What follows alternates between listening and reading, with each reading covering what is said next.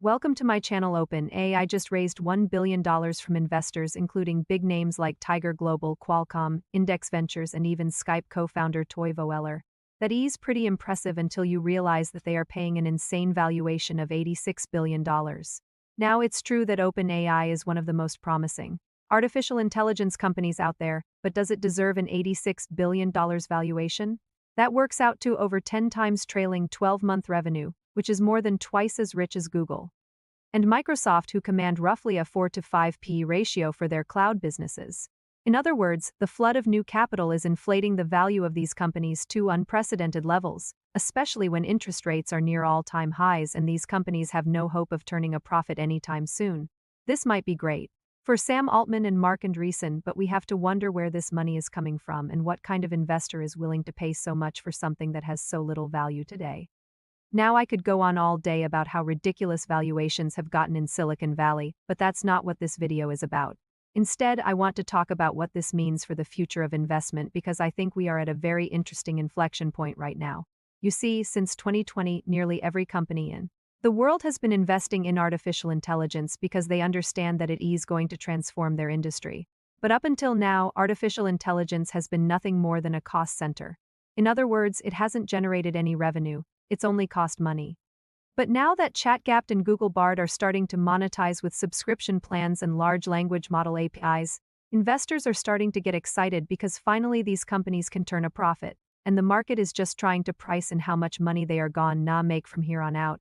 But there's one huge problem: we don't really know how much money they're going to make. Even though Google and Microsoft are reporting record profits from their AI business, everyone else is still operating at a loss. So basically all of these valuations are just guesses about how fast these companies can grow and how long it will take them to become profitable. And the craziest part is that many investors believe that they can scale indefinitely without ever having to worry about competition or regulation. But if history has taught us anything, it's that markets always find a way to figure out how to allocate capital efficiently. And I think we're already seeing the first signs of this happening with fintech companies. You see, in the past, people thought that banks were impossible to disrupt because they held all of the customer data, had complex legacy systems and operated within heavily regulated industries.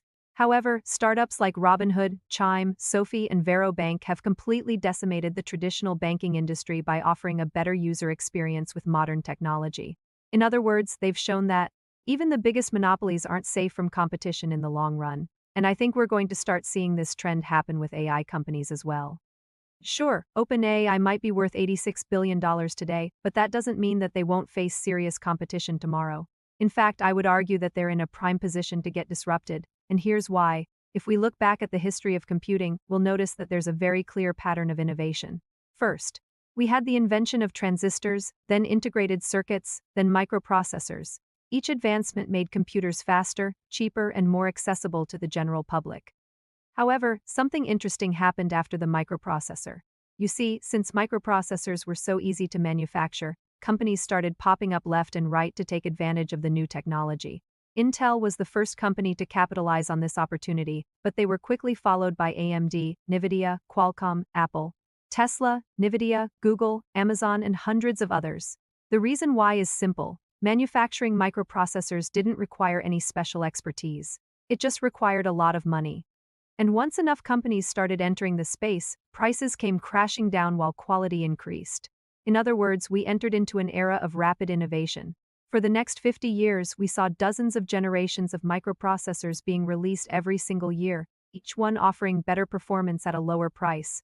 The same thing happened with software. When personal computers became popular in the 1970s, companies started creating all kinds of software to help people use these machines. At first, it was just basic productivity tools like word processors and spreadsheets. But as the software became more advanced, so did the applications. We started seeing things like web browsers, e-commerce platforms, and social media networks. And again, this just led to a ton of competition, which led to lower prices and higher quality. This phenomenon is what I like to call the network effect of technology. Every time there's a major breakthrough, it attracts a ton of companies trying to capitalize on the new opportunity. And this increases competition, which drives prices down and improves quality for consumers. And I think we're about to see this happen with AI. Up until now, AI has been a luxury good, something that only the richest companies in the world could afford. But now that we have cheap and easy access to large language models and generative AI APIs, the floodgates are going to open. Every single company in the world is going to start implementing AI into their products and services, and that is going to attract a ton of competition, which is going to drive prices down and improve quality for consumers. And if history has taught us anything, it's that this is when the real profits start rolling in. This is exactly what happened with personal computers. At first, it was just hobbyists and tech enthusiasts who were interested in building or buying these machines. But as the prices came down, more and more people started getting interested. Eventually, personal computers went from being a luxury good to a household item. The same thing happened with software. At first, it was just businesses and wealthy individuals who were interested in using these programs. But as the prices came down, more and more people started getting interested. Eventually, software went from being a luxury good to a necessity. And I think we're about to see the same thing happen with AI as the prices come down. More and more people are going to start getting interested. Eventually, AI is going to go from being a luxury good to a necessity. The question is, what companies are going to benefit the most from this shift? Well, I think we have a pretty good idea based on what happened with the PC and software. Back in the 1970s, the companies that benefited the most from the PC revolution were the ones that provided the necessary infrastructure, things like microprocessors, hard drives, and monitors. The same thing happened with software. The companies that benefited the most were the ones that provided the necessary infrastructure, things like operating systems and programming languages. And I think we're going to see the same thing happen with AI. The companies that benefit the most are going to be the ones that provide the necessary infrastructure, things like large language models, computer vision APIs, and robotics platforms. Because once these infrastructures are in place, all sorts of new companies will pop up trying to leverage them to create innovative new products and services. So what does this mean for investors? Well, in the short term, I think we're going to continue seeing massive amounts of money flowing into AI companies. The valuations are going to get insane. We are talking about companies that literally have no hope of turning a profit for years to come trading at ridiculous valuations. But if history has taught us anything, it's that this is a sign of an industry that's ripe for disruption. All of the profits are going to be concentrated in the hands of a few companies that are providing the necessary infrastructure. But once the infrastructure is in place, all sorts of new companies are going to pop up trying to leverage it to create innovative new products and services. This is going to lead to a whole new era of technological innovation that will dwarf anything we have seen in the past. And I think this is going to be the greatest wealth-generating event in the history of mankind. But that's just what I think. What do you think? Will we see another 50 years of technological innovation, or is this just another hype cycle? Comment that down below. Also drop a like if you're bullish on AI, and of course consider joining our community to get the most out of your investing journey.